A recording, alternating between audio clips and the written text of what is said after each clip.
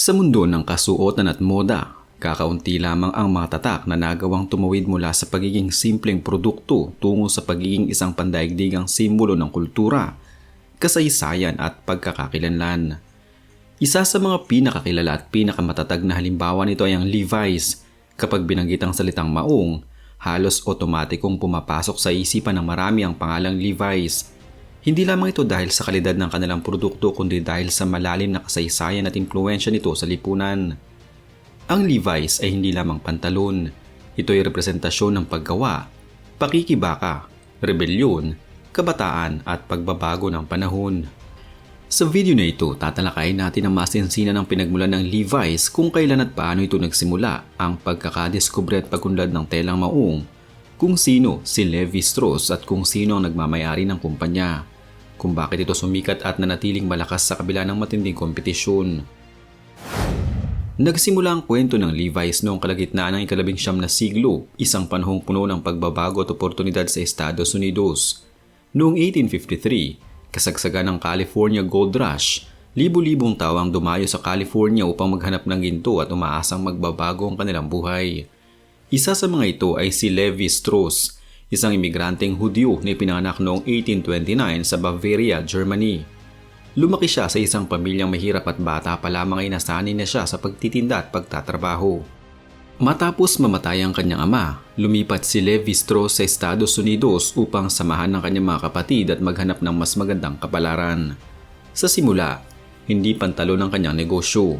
Siya ay nagbebenta ng tela, kumot, tolda at iba pang gamit na kailangan ng mga minero at manggagawa. Habang nagninegosyo, napansin ni Levi Strauss ang isang mahalagang problema. Ang mga kasuotang ginagamit ng mga minero ay madaling masira dahil sa bigat at hirap ng kanilang trabaho.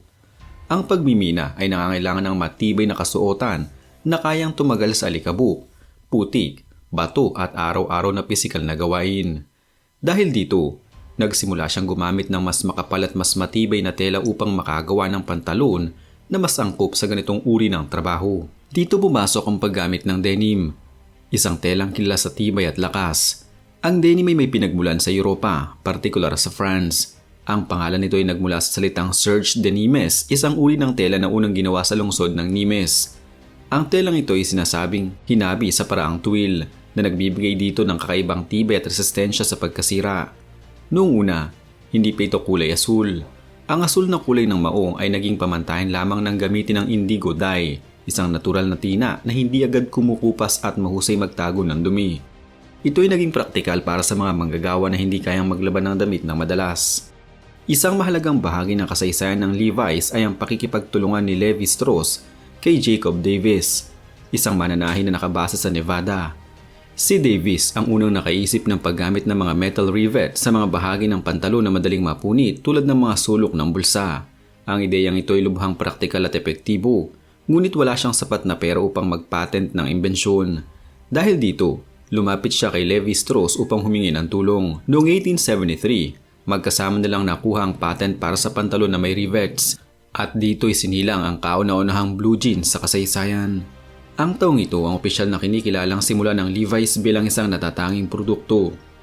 Si Levi Strauss ay hindi lamang isang negosyante kundi isa ring taong may malasakit sa kapwa. Kilala siya bilang isang pilantropo na tumulong sa iba't ibang proyekto sa edukasyon at komunidad. Hindi siya nag-asawa at walang naging anak, ngunit iniwan niya ang kanyang negosyo sa mga pamangkin. Hanggang sa kasalukuyan, ang Levi Strauss & Company ay nananatiling pribadong kumpanya na pinamamahalaan ng mga inapo ng kanyang pamilya. Ang pagiging family-owned ng kumpanya ay isa sa mga dahilan kung bakit nananatili ang malinaw na identidad at pagpapahalaga ng Levi's sa kalidad, integridad at tradisyon. Ang kasikatan ng Levi's ay hindi agad nangyari sa isang iglap. Sa una, ito ay pantalon lamang ng mga minero, magsasaka at manggagawa. Ngunit sa paglipas ng panahon, unti-unti itong naging bahagi ng mas malawak na kultura. Noong unang bahagi ng ika-20 siglo, sinuot ang Levi's ng mga cowboy at ranch workers sa kanlurang Amerika. Dahil dito, naging simbolo ito ng katapangan, kalayaan at buhay sa hangganan. Kalaunan, pumasok ito sa mundo ng pelikula at media na lalong nagpalawak ng impluwensya nito. Noong dekada 50, nagkaroon ng malaking pagbabago sa imahe ng Levi's. Sa panahong ito, ang maong isinuot ng mga kabataang rebelde bilang simbolo ng pagsuway sa tradisyonal at konserbatibong lipunan. Ang mga aktor na tulad nina James Dean at Marlon Brando ay nagsuot ng mga maong sa mga pelikulang tumatalakay sa kabataan at rebelyon. Dahil dito, ang Levi's ay naging simbolo ng pagiging cool, malaya at mapanghimagsik. Mula sa pagiging damit ng manggagawa, ito'y naging kasuotan ng kabataan at simbolo ng bagong henerasyon. Sa dekada 60 at 70, lalo pang lumawak ang papel ng Levi's sa kultura. Ito ang naging bahagi ng kilosang pangkapayapaan ng counterculture at ng rock and roll. Sinuot ito ng mga aktivista, musikero at artist bilang simbolo ng pagkakapantay-pantay at pagtutol sa digmaan at diskriminasyon. Ang pagiging simple at unisex ng maong ay naging representasyon ng ideya ng lahat ng tao. Anuman ang antas sa buhay ay maaaring magsuot ng parehong kasuotan.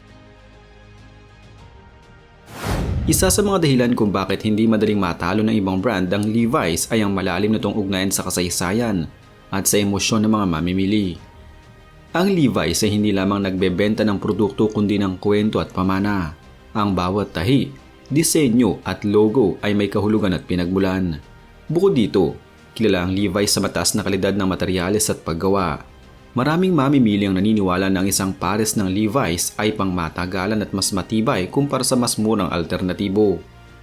Sa pagdating ng makabagong panahon, patuloy na umaangkop ang Levi's sa pagbabago ng uso at teknolohiya. Hindi ito nanatili sa isang estilo lamang kundi naglabas ng iba't ibang hiwa, kulay at disenyo upang matugunan ang pangangailangan ng iba't ibang henerasyon. Kasabay nito, nagbigay pansin din ang kumpanya sa mga isyong panlipunan at pangkalikasan. Gumamit ito ng mga mas sustainable na materyales at mas responsableng paraan ng produksyon upang mabawasan ang epekto sa kalikasan. Isang bagay na mahalaga sa modernong mamimili. Ang pagdating ng Levi's sa Pilipinas ay may kaugnayan sa kasaysayan ng bansa at sa impluwensyang Amerikano.